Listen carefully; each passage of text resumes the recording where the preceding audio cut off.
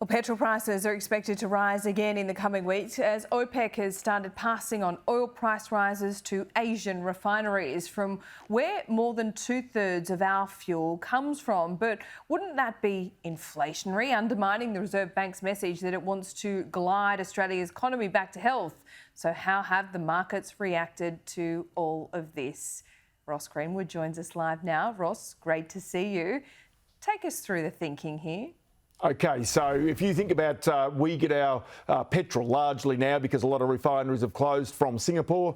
The big refineries there get their oil from the Middle East in particular. The oil prices are going up, so guess what happens? Our petrol prices are ultimately going to rise. Now, the interesting part about this is when you look at the oil price, you can see it has spiked since OPEC Plus decided this week to basically cut production by another 1 million barrels. You can see here right now over the past little period of time, the past week, it's up by 7%. So sitting at $84.91. I should explain that before this, it had dropped from $120 when it really was inflationary back to $70. So in this past week or so, you can see a big jump in the price of oil. Now, that plays out into the price of fuel, and yet stubbornly, the price of petrol has not fallen in Australia, as many would have thought when the price of oil had previously been coming down. So it only really puts more pain on the motorist and therefore more pain potentially on inflation. You can see here the Aussie dollar is the other part of this. If the dollar is lower, then that pushes up the price of fuel because we import most of it.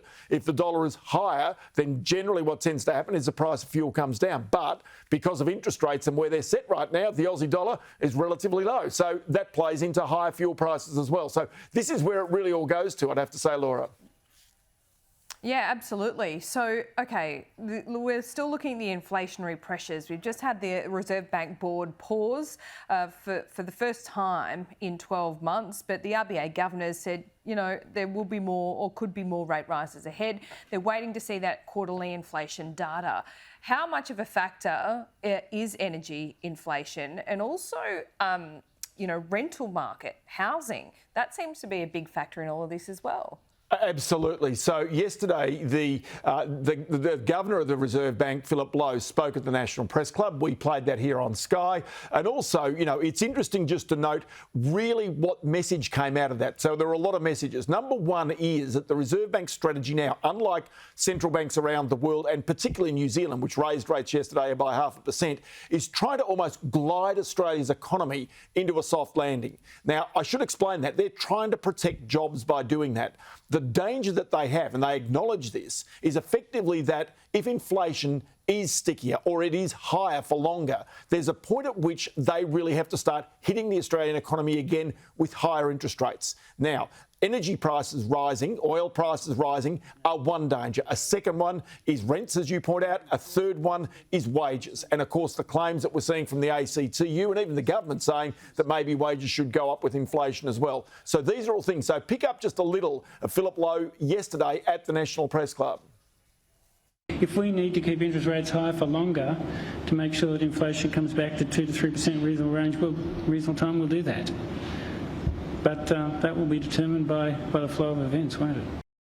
So just to illustrate that glide, though, for you, Laura, I can show you the ASX interest rate predictor as it sits right now.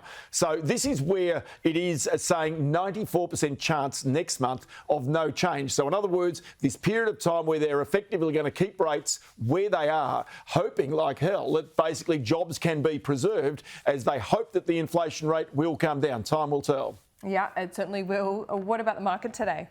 OK, so let's have a little look. So the market has been a little lower based off what's been going on Wall Street because, of course, higher energy prices really don't bode well. You can see here at the moment down by around 5 points. But one thing I just wanted to show you is some of those energy stocks in particular. We should be able to show you the performance of some of those as we sit there. So the likes of the Woodsides, the Santoses and the Beach Energies are all broadly higher off the back of those higher energy prices around the world.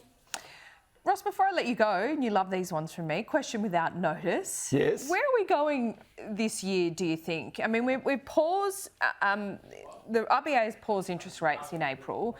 We've got the budget in May. When do you think the next rise might be? And, you know, I know the RBA governor said, yes, it's too early to start talking about rate cuts, but the kind of predictions are that it will happen at the end of this year.